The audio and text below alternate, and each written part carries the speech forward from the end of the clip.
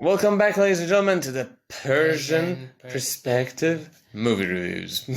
Movie reviews. Woo! Yeah. Whatever the cheap intro I have. Yeah. I'm planning to actually get some porn stars, like pay them on Cameo to do the Naughty America version of Persian right. Perspective.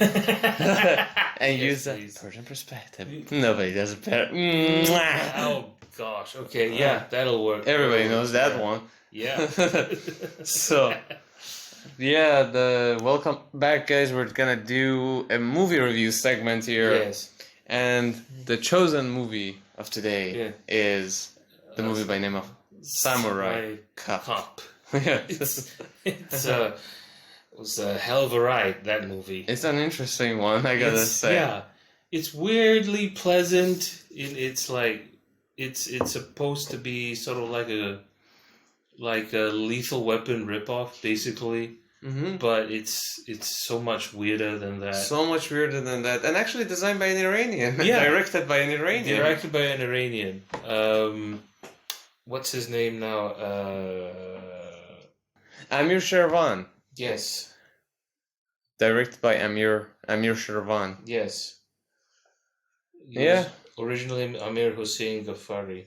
Yeah. They moved to America, decided to pursue the American dream. Of making one of the weirdest bad films of this world. It's one of those classic so bad it's good films. The fucked up part about this is that it can even be worse than The Room. Yeah. Because it's actually trying for something. Yes, it is. They were sincerely trying to make a buddy cop action movie. A buddy cop action movie, and combine it with the kind of the samurai aesthetic that was popular in the 80s. Yeah, with the Japanese was popular. With the soundtrack of his, what's it called, like the 9-bit Sega. Yeah, exactly. Synthwave. So I wrote this down actually. This music was done by a dude called Alan Dermaderosian, right? And when it starts up, my first thought is this Street Fighter 2? Yeah. It sounds like Street Fighter 2. It sounded like a fucking, I remember putting my Sega in. What the fuck? Why do I insert the coin in this movie? Yeah. Why do I press start? It was amazing, just weirdly nostalgic. Also, when you watch it online, it's got all of these warm hues to it, and a lot of the vocals are dubbed over like a kung fu movie. The vocals for the Chinese were the Japanese mafia guys. Some of them were dubbed over. Yeah, they were. And it's the voice of the director. Oh my god, really? Yeah, apparently the director himself tried to he needed to change the lines, but he couldn't, so he just dubbed over it and used electronic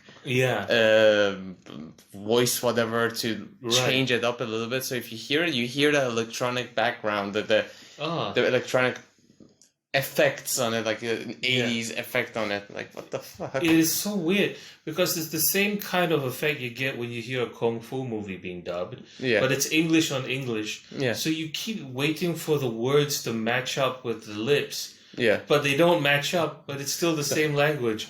Let's start with the story first. Right. What is the story about exactly? I've lost track. Basically, it's a gang war between the Yakuza and a bunch of other smaller Yakuza factions, and with the Chinese mafia as well. Yeah, in the US of A. Yeah, in what looks like 1980s California, I think. Yeah. Right. And they need the police force cannot really handle these two gangs and this one gang really. Yeah. So they need to hire a kung fu martial art master detective who studied in Japan. Yeah, so and he speaks fluent Japanese. Yeah, he speaks fluent Japanese. He spent all this time in Japan. He's a cop transferred from San Diego. Yeah, he's a playboy, like a very expert in martial arts. Yeah, and who everybody says he can speak fluent Japanese, when he's supposed to say the names of every character that has a Japanese name, he fucking mumbles it. It's like, Woon Sin Woo, whatever the fuck. And I was like, and he like mocks it. Yeah, he mocks it. He's like, he can't even be bothered to pronounce it properly because he's so fed up or something. And he tries to fuck everything that moves in this. Yeah. He's in like there's so many like full frontal nudity sex scenes in this show. I'm almost shocked that it just suddenly turns into porn all of a sudden. It cuts to a porn scene. Yeah. And another good porn scene. Yeah. A horrible porn. Yeah. Like a very bad, like almost a Super 8 shot. Yeah. Pornography that your parents took from when they first got their Super 8 cameras. So I read the making of this movie because the main actor, what happened was they were trying to look for him and he had the same name as another actor who died, so they all thought that he had already died. Shit. So he would check his IMDb page and find out that people thought that he was dead, and so he was okay with that. So he just allowed people to think he was dead. So after he did this movie, he didn't really get any other roles. Yeah. Right? So he just sort of disappeared off the face of the planet. And then he ended up in jail for like an armed robbery charge or whatever. He did an armed robbery? Yeah, something like that. Shit! That's what I heard. And then he got out of jail and then he couldn't get any roles. And then they thought he was dead. So now he's like, I'm fine with that. It's cool, whatever. Then his daughter found out that this movie had turned into a cult classic and it's on YouTube. And the daughter tells him, like, Dad, you should tell these people that you're still alive. They think you're dead. Yeah. Yeah. So he records himself or something and says, I'm okay. I'm fine. Yeah. So he finally gets on YouTube and just makes a video and says, I'm alive, guys. It's fine. You know. He was originally Sylvester Stallone's bodyguard. Oh. Right. Okay. Yeah, so you see where how he was inspired. And he kind of looks like... It does look like him. He does. He looks like a stunt double. He looks like he would have been a stunt double, yeah.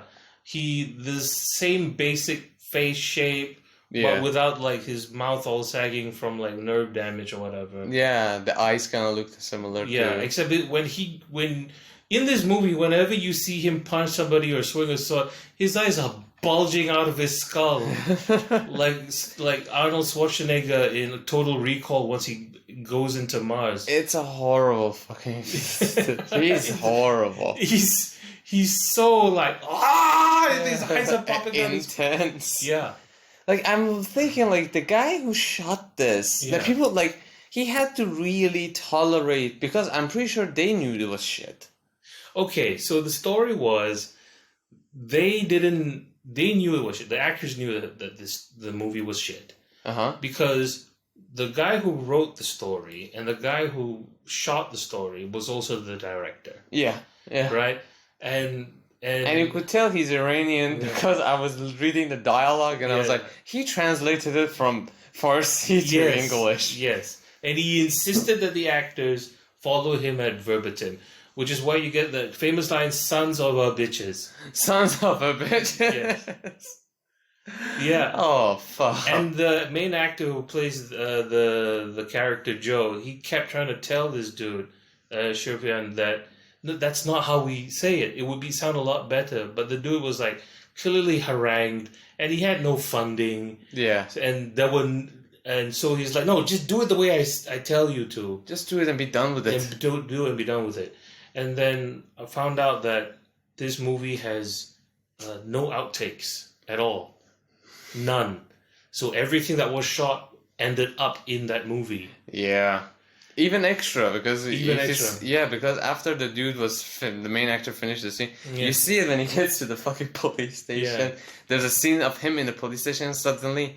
It's in the middle of it's in the middle of the film. Yeah. You see him with a hat and this wig. Yeah, the wig. This stupid fucking wig. I was like, what happened there? Turns out he finished the film, went and shaved his head. Yeah. Just cut his hair off. Just cut his hair, yeah. And it was like, no, dude, you have to come and do extra. You're not finished with your scenes. Yeah. And they put on a wig on his head with a hat to hold it. Fucking dumb. So what happened was they had finished principal photography, right? Yeah. And they thought, okay, the film's done. We don't have to do anything anymore. He gets a haircut. The main actor, Matt, what is it? I can't remember. He because he got to get more roles, so he changes his hair. And then Shervian comes around and says, "What have you done?" Yeah. It's like, I cut my hair. No, we have to do more reshoots. And like, okay. So they yanks him out of the house, finds the first wig shop they can get that vaguely resembles his own hair, slaps it on, boom, straight to shooting. It is a thing of glory because it is Tarzan. Yeah. Like, even in the action scene, he has it. Like, the dude is supposedly pulling him by his hair. Yeah. And you're like, that's not, no, nah. Yeah, no, that's doesn't work. Great. It was bad. And the lines that like, the thing is, like I said, like, did they think, I asked the question, like, did they think this is a good movie? No. No, but, well, thanks for clearing that up, because I was like, what was the purpose on, like, how much were they getting paid for this? I don't think it was very much, because it was very clear Shervan didn't have enough money. How much money did they need it? How much, or like, how poor were the actors? I don't know. There was no money at all. It's literally a horrible film. There is the lines on it. There was a guy who the Japanese mafia head of the mafia. Right. He comes. He's like, oh, he's what was his name? The name of the main guy. Joe Marshall. That's Joe Marshall. So I just call him Joe. Yeah.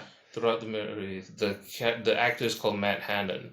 Yeah, right. Joe Marshall. He said, like, thanks for clarifying the name, because I didn't even like the name. You couldn't even remember. Right? I couldn't even remember the name. Right. Literally, I was like, what the fuck? Yeah. The scene that his goon tells him that. Yeah. The Joe Marshall, they got him from Atlanta. Yeah. That's where you get the backstory. Yeah. Basically, the exposition scene is like, oh, his name is Joe Marshall. He trained in Japan. He's fluent in Japanese. He trained in Japan on martial arts. Yeah. And he, the Japanese, like, I don't know if he's Japanese or not, the mafia dude, he's gonna come after me. He's gonna put me in jail, and they're gonna put me in a gas chamber, and die. Yeah. I don't want to. Like, he's breaking down his faith, and he's like, and he says, "I want his head. I want his head right on his piano." And the goon, who I only can say was a bouncer who might have tried pornography at some point, right? Because his face was like clenched. The bears, he wasn't shaven, but I could tell, like, that dude might have been a porn star or something. Okay, so the main henchman, right? The Ponytail Express. Ponytail with the giant beard. I'm gonna put his head. I'll bring you his head, and I'll place it on your piano.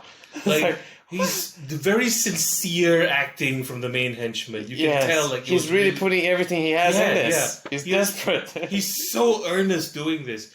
And I found out later on that this dude is actually he's passed away already. Oh, but he's called Robert Zadar. He's actually kind of got a cult following because he also played. He acted after that too. He's famous in like B movie circles for playing like the psycho cop, Cordell in like the psycho cop. That was like a B movie. There was like a B movie, horror B movie that was kind of like, you know, Friday the 13th, but with a psychotic immortal police officer. Right. Which I saw as a kid in Japan when I was with my folks. All right. And I was like, why the hell are we watching this? Was it? I knew I was too young for this. And my parents were like, it's fine. It's fine. And then there was like...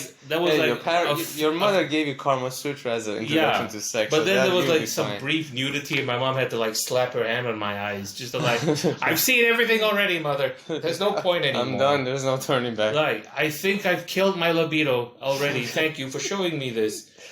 But yeah, that's the movie I saw. Robert Zadar played the monster. And he tends to play villains because if you look at him without the beard...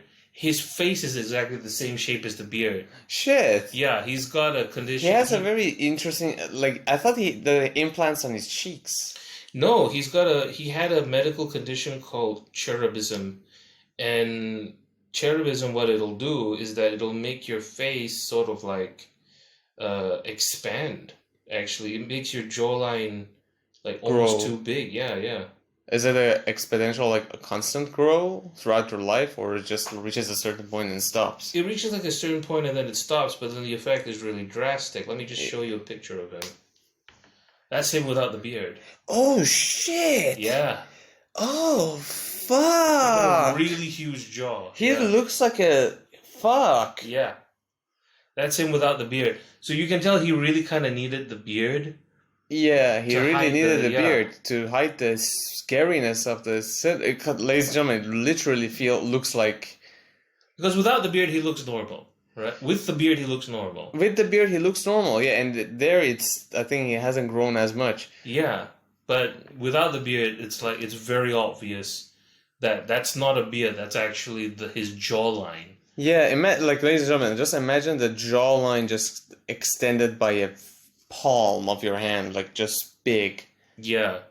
So he was actually very famous for playing like villains in B movies and whatnot because of that face of his. Yeah, he had this weird face and these weird eyes. Yeah. Yeah. Shit. Yeah. So he's actually quite famous in those particular circles. Here's the weird thing about Robert Z'Dar in this movie. Like, you kind of feel for this character a little bit. Because you look at him and like, he's so into this role. Yeah. Even though it's completely ridiculous. Yeah.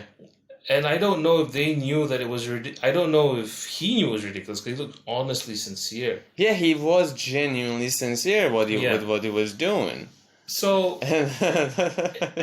And he walks around, he carries that dinky little sword that he uses to, like, execute people when he finds them. Tortures women. Right. Because he's in what the movie calls the Katana Gang, which is, like, the lamest name for a Yakuza. There's a point in the film the black dude asks, which is the silliest looking black person I've ever met in my life, really. Yeah. He even breaks the fourth wall on many occasions. Yeah, he does, because he knows. He's like, ooh. Yeah.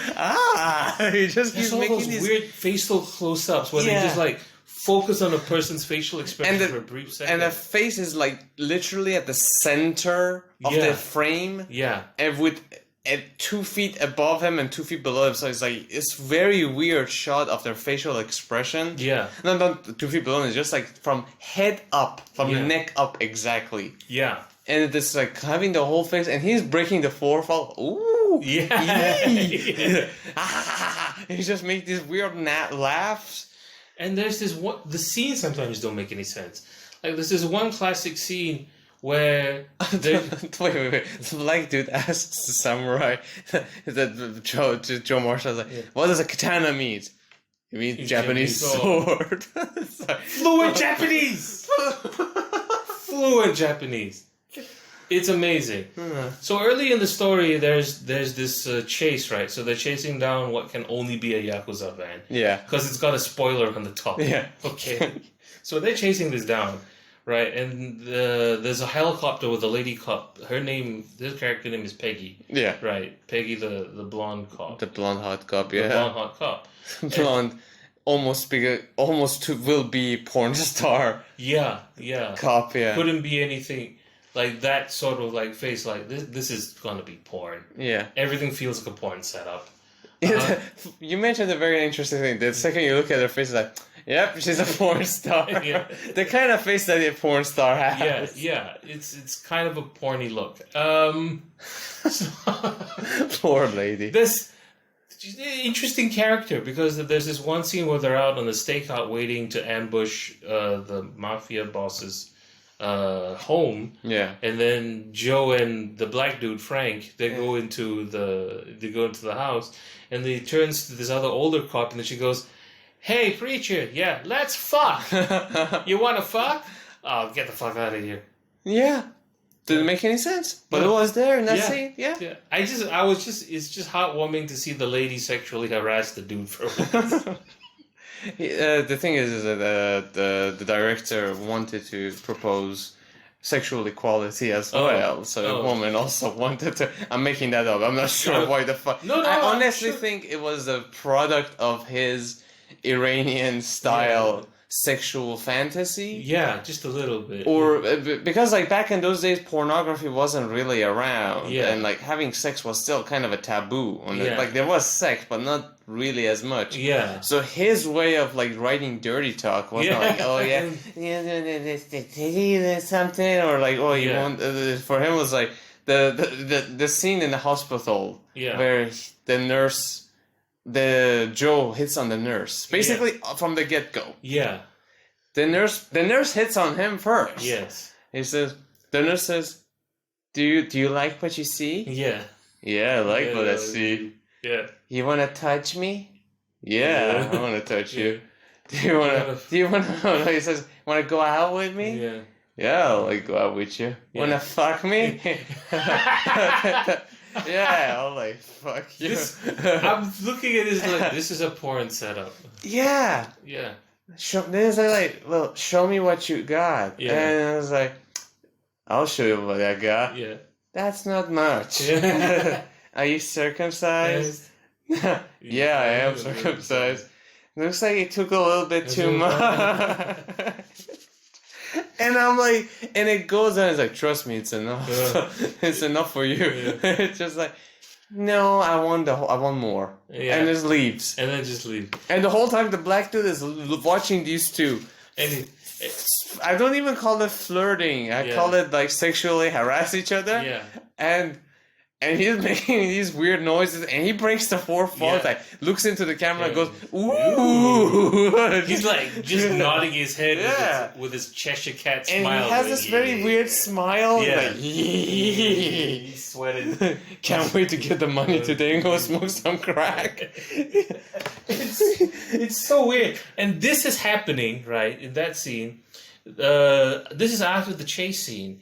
And this dude got caught in a fire after he came out of the van that they were chasing. Yeah. And there's so much screaming, but then on the ground you can tell it's a stuntman who's like on fire, and then the two cops put the blanket over, but you can tell the stuntman isn't screaming, but they're screaming in the background. Yeah. So it doesn't work at all. Nope, like this is just bizarre. But then but you can still see the face. The face is fine, and the fire is nowhere near the face. Yeah. But then when you get to the hospital, the dude looks like he's been bandaged with a layer of raspberry jam on his face. Like, he didn't get burned. He got smacked in the face by a wrecking ball. The hospital looks like an office room. Yeah, just a little bit. And the nurse that he was like talking with is like, can he talk? No, his lips are burned. Yeah, exactly. Just like, what? How? What the hell? Oh my god. The lamest excuse. Oh man, his lips are burned. And then what was it? The black dude gets caught. Yeah. And he goes, the guy wants to torture the black dude, and he mentions it like, he grabs the black dude's dick. Yeah. And he says, I'll cut off this black gift. Yeah, I'll cut off this gift. This black gift. I was like, what? Wow. I didn't know Iranians were racist. It's just like, he's like a direct translation of them. Like, right. I can tell what he was trying to write at that moment, but in like English, it sounds super wrong. Yeah, it like sounds black weird. Gift. It sounds vaguely supernatural. And Frank is laughing. Yeah, he's like laughing, like having a time of his life. Yeah, yeah. And then immediately it cuts to Joe having a birthday cake. In his shorts. Yeah. Happy birthday. Before fucking. No, was it before fucking or after fucking? So this scene comes after Joe meets this love interest who's like the manager of a restaurant that is owned by the mafia boss, right? Yeah. And he sort of like runs into her on purpose after she goes to church. Yeah. Right? So this is after church. Yeah. And then I got some questioning to do. Is it police questioning? Come to my house. Yeah. Come to my house. This isn't a police station. Yeah, so this is just my place. And do you own it? I do, from month to month. Yeah, right? And they were next to a beach suddenly. And then they're next to a beach. But then it's a birthday party. He prepares all of this food. And then there's the birthday cake. And then all of a sudden, they're like on the beach, and she's in like a tiny bikini, and he's in a swimsuit, and I'm thinking to myself, did she have that bikini in her purse this whole time? All the time. Did she go to church with the bikini? That's what the girls do. That's what they always hope for, Yeah, really. That right. After a good ceremony, being jizzed with the holy water to be taken to the beach. I'm just trying to unpack all of this because, like, okay, I'm going to church, and then afterwards I'm going straight to the beach. I guess it could happen, but it's like super weird. And then the birthday cake happens. It's like, yeah, huh? And followed with the worst sex scene ever. And then they get ambushed. Yes. And they sneak out of the house. Right. And then the girl is like totally fine with the whole process. Right. She's like, yeah, I was right. She after getting ambushed by a bunch of armed people, and a whole bunch of people are shot dead. Yeah. Right. Just after they finish boning, she goes back to the restaurant owned by the mafia boss that is trying to get her killed. I'm pretty sure she knows.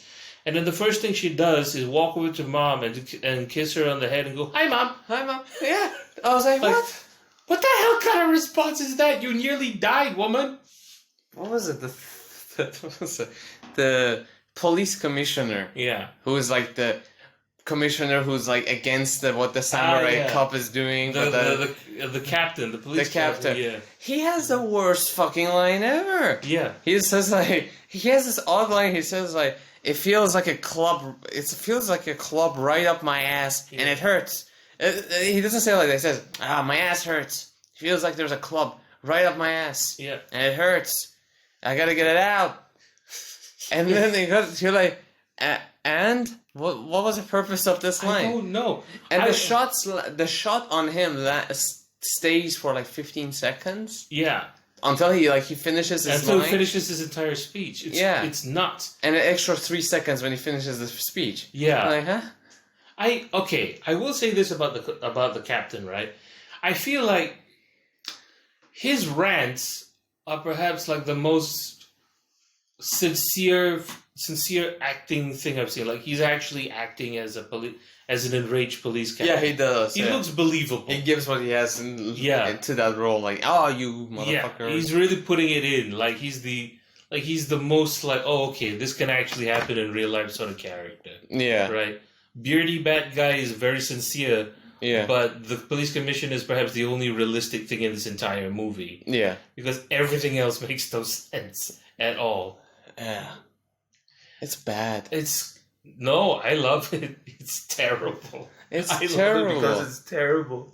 It's like, what are you trying to achieve? And the thing is, like, the balls you need to have to put that shit out. I know, it's incredible. I would kill myself before I pulled anything like that out. No. What the hell is this shit? So it never went to theaters? No, it went to VHS. It went straight to VHS, and it was circulating. It was circulating amongst these people. Like, in the early thing, there's the car chase makes no sense. The cars are going left and right. Then they see the van turn into a marina. It said, be careful, they're heading for the boat. And then it said, which boat? And then there's a shot of the entire fucking marina, and there's like 1 million boats there. Which boat? You're into the boat. There's a boat. It's like, don't worry about it, just wait for the car to follow them. And sure enough, they get to the thing. Yeah. And then they do the whole gunfight, and people get shot, whatever. It's all like, clearly the guns aren't even real. And then one of the best lines of the movie is they're surveilling the van, and it's like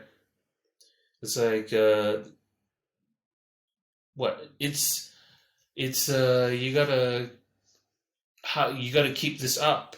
Peggy says to Joe from the helicopter. Yeah. Oh, it's up and ready. You just keep it warm. And then she goes, it's warm and ready. And then he does that stupid little like finger gun thing with the pouty lips. I know the line. Yeah, he winks. How do you speak to the helicopter from the ground? Nice, very nice.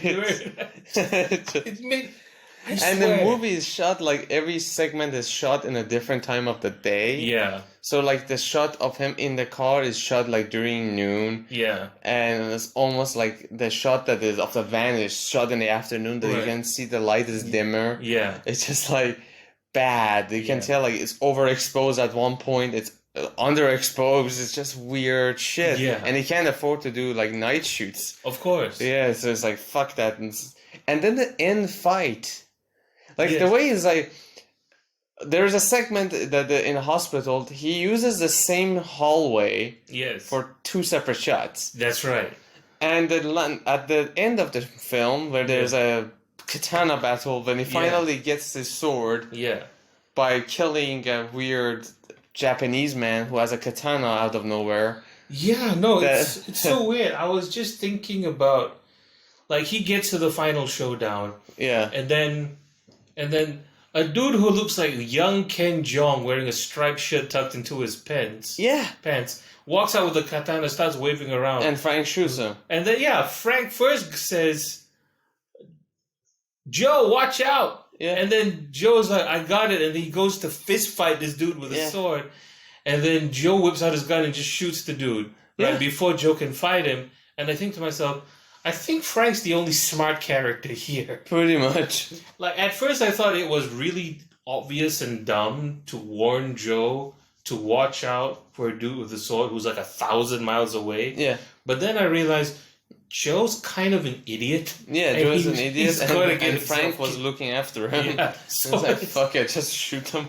Yeah. And he picks up the sword. Yeah. And fights the bad guy. Yeah. And if you see, they're both do that take with their sword. They haven't choreographed shit. No, nothing. They don't know how to handle a sword. No, at all. They're both choreographed against the same mountain. Yes. Same shot of the mountain. That's so it's like first Frank does the shot, then he moves out, and then the whatever the fuck the bad guy comes in and he does a shot. They do this weird thing with the sword. Yeah. They're like they're just swinging it around really amateur like, and it's just him. A shot of them. A shot of the other dude, a shot of Joe, a shot of Beardy dude, and then they come together. And they wait for each other to do the block before they do the move. Yeah. And then they lose the swords anyway, and it evolves into a weird brawl. And then he gets defeated. Defeats the dude that chokes him, whatever the fuck he does with him. It's this weird like grapple where he cranks his neck and you think, oh, it's a neck breaking. Neck breaking, yeah. But it doesn't kill him. No, and then he kills himself because of honor. Yeah. He performs harikiri. Yeah. Because of honor. Yeah. He's a samurai. He wants to die with He's honor. A samurai as well. Yeah. It's like, motherfucker, what are you doing? This is something, oh my god, it feels... Tommy Wiseau bought the rights to that film, I think. Yeah. And they made Samurai Cop 2 with the original cast. Yes. I've heard about it. I saw the trailer. Really? I was like, oh. And he's back. All of them are back. All of them are back. But like, it's Tommy Wiseau from The Room, so there's a bit more money also in it. Yes. So there's like smoke and production value. Oh shit, okay. Oh man, it's bad. I have to see the second one. I haven't seen the second one yet. I did know that they were funded on Kickstarter, right? Shit. Yeah, so they got enough money on like crowdfunding to make this thing happen. So God bless them. God bless. God bless. It's such an insane piece of cinema. Like I read that Matt Hannon said that the sex scenes in the movie were so awkward because the director was actually whispering in his ear on how to do them from like just off screen. So as he's trying to get it on with these women, the director's just like directing him as he's trying to bang. Push your finger in ass. Put it in her ass. Put it in. There's no actual penetration in the fucking film. No, shut up. You do it. You do exactly what I say. Fuck her. Yeah, finger her in the nostril. I honestly thought like he's really getting off on the sex scene. Yeah. Itself, like that's his live porno right there. Right. He can get them to do whatever he likes. Exactly. And the way it's an awkwardly shot sex scene. Like he spent more time watching it, I guess, than actually spending time shooting it. Yeah, just a little bit, because it's like it must have been one take, and that was the take. Yeah. And whatever, that's done, I guess. It's so weird. It's like, Like, are we gonna do another day? No, I'm good. I already creamed in my pants. I'm done. I'm dry humping this bitch for 20 minutes now, dude. Yeah. Give me a break. The whole time they're doing the sex scene take, you could just hear him gently flapping in the corner. She just said. He spent half of the budget on a fake arm, so it looks like he's holding a camera. He's just jerking off. Oh my god, it's so weird. It's bad. It's so, and I feel bad for the girls. I'm like, she's gorgeous, but like like, I'm sure like she's trying to like make it in Hollywood, but somehow she's like a C or fucking E-rated actor trying to find a role. The blonde Peggy, her real name is Melissa Moore, and don't try and Google her because all you will get is the porn star Melissa Moore. Yeah. So I guess the porn star named herself after this actress, which is... I thought you meant like she was an actual porn star. No, she was not. But she has that look, right? Yeah. Of an 80s porn star. Yeah. Right, she's very, very beautiful, but it's also like you're kind of wasting her on this. You kind of feel like this like she like the fact that she felt enough to get. I'll join this project. Yeah, I'll show my tits. Yeah,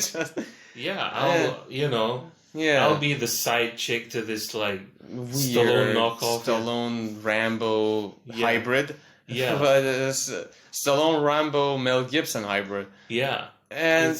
It feels bad. Every girl in that film, and like, what happened to their career? What would they do? Not great. I tried to find out the actor who played Jennifer, the restaurant chick. Yeah. Her IMDb page is just this movie. Shit. Yeah. Okay. So it's not great, and it's a big old waste because you could have.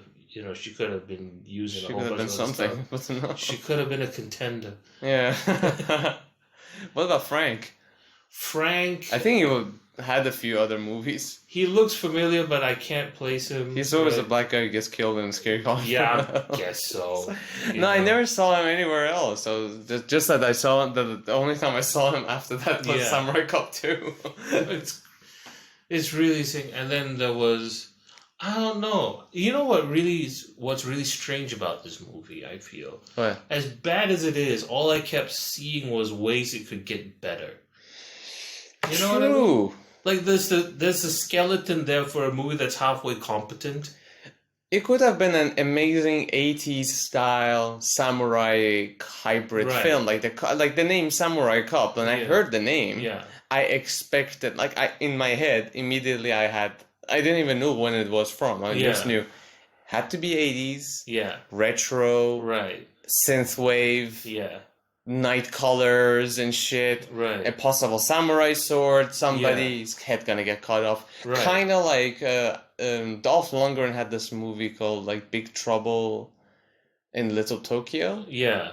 And I expected that it was all about this kind of a Japanese mob and everything, but it was very fucking cool. Yeah. I think Shang Tsung's character from Mortal Kombat. That's right. Won the movie. Played in it. That's right. As well, he gets impaled at the end of the film. Right. Again, actually, funny enough, well, Mortal Kombat counts as again, but in that movie, Dolph Lundgren also kicks him into a firecracker thing. Yeah. Yeah. it's really odd. I remember seeing that film as a kid. What? Which one? This one, the Big Trouble in Little Tokyo. I shouldn't have seen it because there was this beautiful blonde that Shang Tsung is like supposed to bang her. Yeah. And she's like bending over, and he pulls out a samurai sword and cuts her head off. It traumatized me. Oh my god, it's so weird. It like decapitates her. I was like, holy shit! I watched, and I used to remember watching it again, hoping she would survive somehow. Nope. It's just like I was like, oh man, she's gorgeous, and now she's dead. Yeah. But yeah, it's not great. So yeah, there is something to work with there. There was that one movie with like Martin Sheen and I can't remember, but it was like set in Japan. There's a cop movie that was set in Japan, but I can't remember. With Martin Sheen. I can't remember. It was like it was an American movie, American cop movie that was set in Japan. No, I hadn't seen that. No. And it involved basically sort of like I don't know. I can't remember what it was called. I think it was Black Rain. Oh, it wasn't Martin Sheen, it was Michael Douglas. Michael Douglas. That's right. That was an interesting movie. The man, one of the Norm MacDonald, bless his heart. Yeah. Michael Douglas, he's just talking about that and he says, Michael Douglas has pussy cancer in his throat. I was like, oh. I mean, no, that's what he said. He was saying that to Gilbert Gottfried. Right. And Gilbert Gottfried, without missing a beat, says, I think cancer is a small price to pay to eat Catherine Zeta-Jones' pussy. He's not wrong. He's not wrong. I'll suck her tits for lupus. Fair point. Oh, jeez. Oh, Gilbert. Oh man.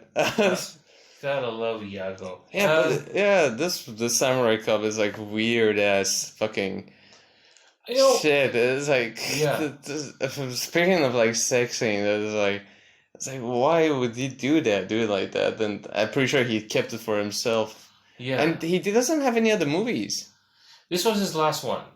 He had previous. This one, he had a bunch of previous movies, I'm not sure about. But this was his last one, and after that, like 5 years later, he passed away or something like that. He was an old dude. He was. By this time, he was actually quite old. Yeah. So this was his swan song. Like, this greatest movie. Yeah, I feel bad. I really feel bad for movies like this that are like... that. The fact that they tried, it's what gets me. Yeah. The Room, I can never feel any sympathy for because... because it's corny on purpose almost, right? It seems on purpose until you read about it and you watch the movie and you're like, oh, no, it was dead serious for him. Yeah. But still, like, you watch it, you're like, this can't be real, really. Yeah, hell no. Of course not. This is a fucking... when he's like coming out of, I did not hit her, it's not true. I did not. Oh, hi, Mark. Yeah, and it's like his grandiose moment of acting where he says, you are tearing me apart, Lisa. You're like... and he took it from James Dean. Yeah. First famous scene that James Dean played. That's right. You're tearing me apart. He took that. Yeah. It's bad. And that sheer confidence that man has really sells it. It does. But I can't believe that Amir had the same confidence as Tommy Wiseau. No. I'm pretty sure he looked at that film and like he really hit his head to the wall and was like, what the fuck am I making here? It is. It really does feel like he had no funding at all and he just wanted to make an American-style action movie that he had seen before. And it didn't matter how badly he was limited. He just wanted to make one. He just wanted to... The fact that he finished it bothers me. Like, that's super weird. But it's also this thing of where it's really telling that all the scenes are one take. There are no outtakes. There was no improvisation allowed. How long it took for it to film? Oh my god, it was just like a few months, basically. Shit. Yeah. I was hoping for like 20 days so I would feel less bad. I don't... It looks like it could have been done in 20 days, right? Yeah, it's bad. It's bad. It's fucking bad. There's something about it, though. Like, I know it's generally a bad movie, but there's just so many little bits of it that I look at and I go, for some reason, maybe it's the color palette, maybe it's all of these, like, soft colors from, like, you get from, like, 80s film grain and all of it, and that, like, it's... like California feels kind of picturesque at times. Yeah. It's kind of relaxing to watch. I don't know what it is. It's really relaxing to watch. I get what you mean. But the thing for me is that my take is... I don't know if Amir went to America and that was the first thing he did. I don't know when he went to America, what point of his life he did. I'm pretty sure this was post-revolution as well. Yeah, he had to leave Iran during the revolution. So, part of me just feels... it was kind of like trying to find a footing to be accepted by America. Likely. Because, like, there's moments in the film that, like, the guy talks about, like, he tried to present the ideals of America. It is a country of free speech. Yes. And legal business. As long as you're legitimate, you can make it here. Yes. There's this weird like monologues of propaganda. Like not propaganda. It's just basically like what's America is like. Everybody like propaganda is the right word. I suppose. But for what America is, everybody spews about America. Right. And he would insert that into the film, and I kind of felt like he's trying. Part of me felt, because I'm Iranian as well, trying to be accepted by others in America. I feel so. I think that there could be it about how even if you make one crappy movie, if you can show people that you can make like an American movie, even if you're a foreigner, they'll trust you with more. Yeah, like I can make an American film that is nice, and I can show the ideals of here. I know it better than you guys do, but though I'm a foreigner, I appreciate it a lot more. It really felt like that for me. Once I realized he was Iranian, I was like, it could really be that, because as a foreigner, I'll try to like, because somebody's trying to immigrate and somebody's trying to find a footing in life. And like, I felt like that's what he was striving to do, because I would try to do that. Yeah. I would try to say like, hey, I fit in here. Yeah. I'm okay with your ideals, and I represent them as well. Sure. Yeah. And we're going to be sympathetic about Amir Shervan. I think it's also important to ask the question, is it not fair to think about why Amir Shervan made a movie like this, right? A lot of the scenes that we're looking at are basically like the cliched stereotypes that we see in American movies that we consider more legitimate, right? Yeah, like Lethal Weapon. Lethal Weapon is a prime example. And any Arnold Schwarzenegger a movie, every Sylvester Stallone movie, right? Yeah. Apart from production quality, how are any of these other movies not any less corny or not any less like, bad in the sense? Because what does it say about America that this is how an immigrant sees you? Yeah. That's pretty much how it is. Yeah. You nailed it right now. It's like, what does it say? Because this is how he sees it, and he tries to showcase it. Yeah. So literally tries to showcase it. So is the movie bad, or are you just giving off a bad impression is what I'm saying. Mm-hmm. Right? We're getting deep here. Yeah. Yeah. That's what I'm... Because here's the thing. I look at this movie and I know it's bad from like from a technical sense. Yeah. And from a class... And a lot of things don't make any sense because they link up. Yeah. But I'm sure Amir Shervan wasn't an idiot. So I'm looking at this and I'm going, maybe he thought that all the things that we find deficient in this movie were things that he thought that more legitimate quote-unquote movies did also wasn't important. Yeah. Like the continuity or the logic or fuck even, continuity. Yeah. Just skip to the sex scenes, baby. I will say though that the thing that threw off the fun part of the movie is spoiler alert, when they gotta find where Joe is before they can ambush him at his house. So they go from friend to friend to friend of Joe's to find out where he lives. The last one of those is where they try and cut Frank's dick off, right? Yeah. But then before that, they got to Preacher's the man that Peggy harassed, basically. Yeah. The old cop. And they ambush him and his wife, and for some odd reason they feel the need to flash her tits as well. I don't understand. It's like an obligation. If you've got 2 X chromosomes there, you're showing tits in this story. That also, I think it comes from an Iranian perspective as well. Yeah. You see, there's a movie came out that it's because you don't have the option of showing it, that when you have it, you really want to show it. That's right, time. Yeah. There was a movie came out, good movie, called Rhino Season. Right. It's an Iranian movie, won a Cannes Film Award. Yeah. Monica Bellucci was in it. Oh, wow, okay. That was the only foreign... Behruz Wasuri was a prominent Iranian actor who lived...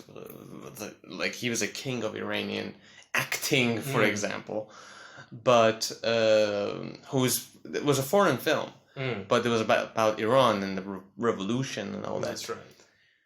Monica Bellucci shows her tits in that film. Yeah, sure. She's an Iranian woman. She speaks Farsi, and she wants to go and see her husband. Right. In the jail, and apparently they want to have sex. So they're kind of asking the jail. I think that I don't remember that part of it, but I know they were supposed to be sexual. They were going to accommodate for them to meet and have sexual encounter in the prison. A conjugal visit. Yeah. Yeah, that's what it's called. Yeah.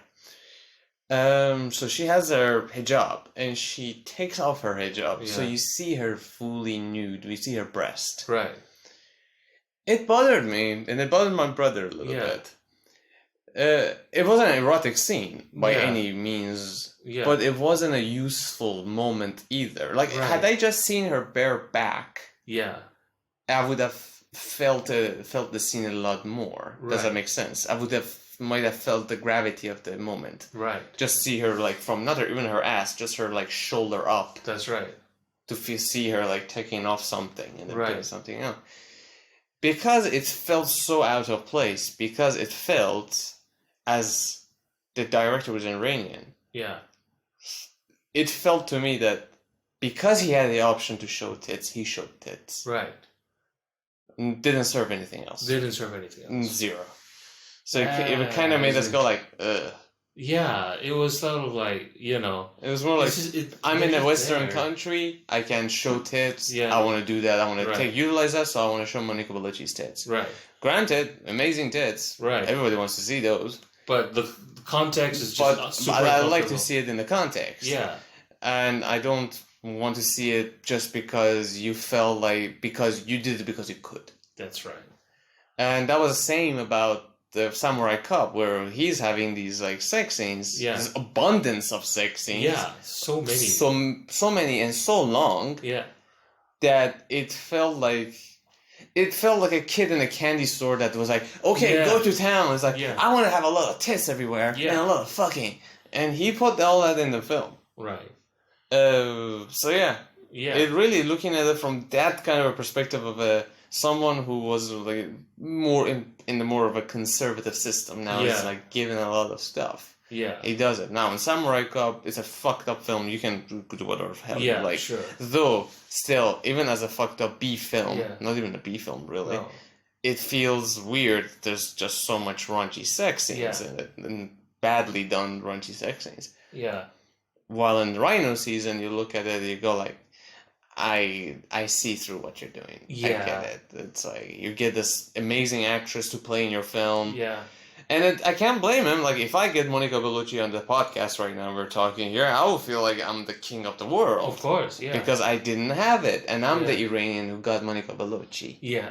So I felt that he felt that he's the Iranian who got Monica Bellucci on the film. Mm-hmm. And now I'm going to show the tits because I'm the director and this movie's going to be amazing. And it was an amazing film. Of course.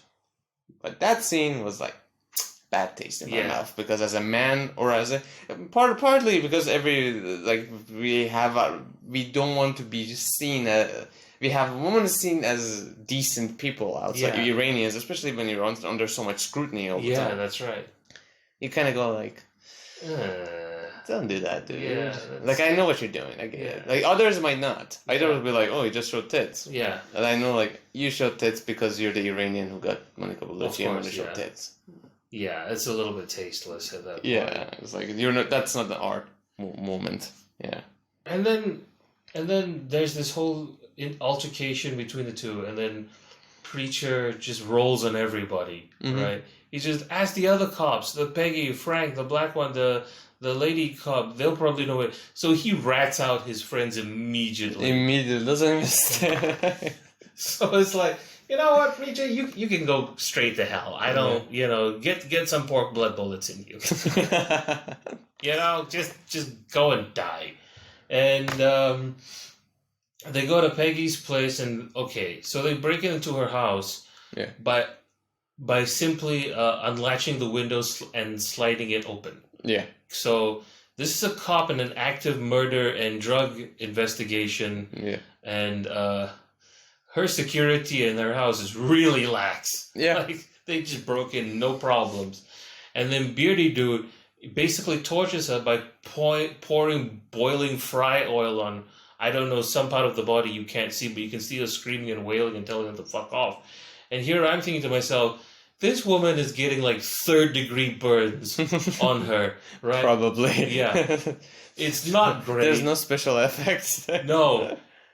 I'm like, I saw the scene in Watchmen where Rorschach pours boiling oil on the dude's face. Yeah. And that's like a horrifying scene. Yeah. To me. I still won't walk near a stall with like a wok full of boiling oil because I've seen that scene.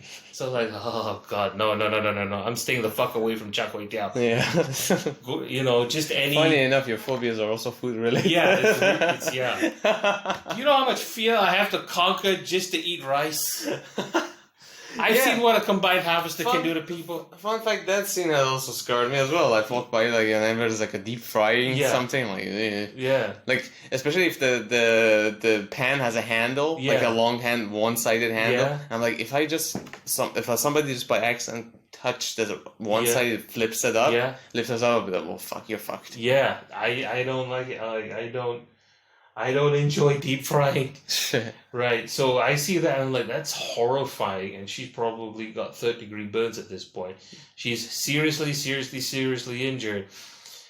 Towards the end of the movie, nobody's checking up on her. Nope. Nobody knows what the fuck happened to her. Bitch. She's damaged goods. She's damaged goods. Right. And then they both go to the office, Frank and Joe, after they both get ambushed. Peggy's nowhere to be seen. The captain doesn't mention her at all being in the hospital or whatever. Just left her for dead. And then the captain says, I want you to find these people. I want to kill them. And then we're kissing our badges goodbye. Mm-hmm. Right? Like, you just whined about losing your pension and now you're ready to quit. Yeah. Like, what logic is this, old man? Seriously, be consistent. You know when Frank kisses his forehead? He kisses the captain's forehead. Yeah. It's like, what the fuck? I'm like, what the fuck kind of bullshit? And then they go out in the shootout, and immediately after they kill, after a beardy villain dude gets off at the end of the fight scene, immediately back to the beach. Immediately cut back to the beach in a bikini. Yeah. Like, let's fuck, baby. Yeah. With the same bikinis and the same tiniest... Dude literally looks like a porn star. Yeah. But it's what basically happened. That I think that was B-roll from the earlier beach scene. Yeah. And you reuse the same scene. Yeah. That's right. It's like, fuck it. Yeah. Happy birthday to you. Oh. It's a horrible film. But hey, if you had a Friday night and you were drunk, you might want to fucking watch that shit. Get 20 friends who really like shitty movies. I think you need to be high for this one. Yeah. Some kind of inebriation. Get a few hits of bong. Get to it. Drink entirely too many beers. Yeah. Yeah. Drink vegetable oil. Yeah. Just a special vegetable oil. Get some THC and some heroin if you guys get them around. Fuck it, just free base oxy. Why don't you? Well, yeah, pretty much. And just enjoy the film, I guess. That's all I can say about this monstrosity. It is a glorious... Which happens to be an Iranian monstrosity. It is the Persian perspective. It is. It's literally a Persian perspective. It literally is a Persian perspective on American action flicks. 80s B-roll action flick. Yeah. It is it's a glorious mess. Yeah. It is a glorious, awful mess. I love it so much. Yeah. I want to wrap it up. Titties. Entirely unnecessary titties. Yeah. There's never unnecessary titties. I mean... Well, Monica Bellucci in the scene is unnecessary titties. Yeah, but if I'm on the set, I'll take it. I mean, Joe... Oh, God bless that woman. Whispering. Fucking hell. God bless that woman. God bless you. I miss her wherever you are. Oh, yeah. Take care, everybody. Enjoy your whatever the fuck. Yeah. Hope you enjoyed this episode of Persian Perspective Movie Reviews. Bye-bye, fuckers. Bye-bye.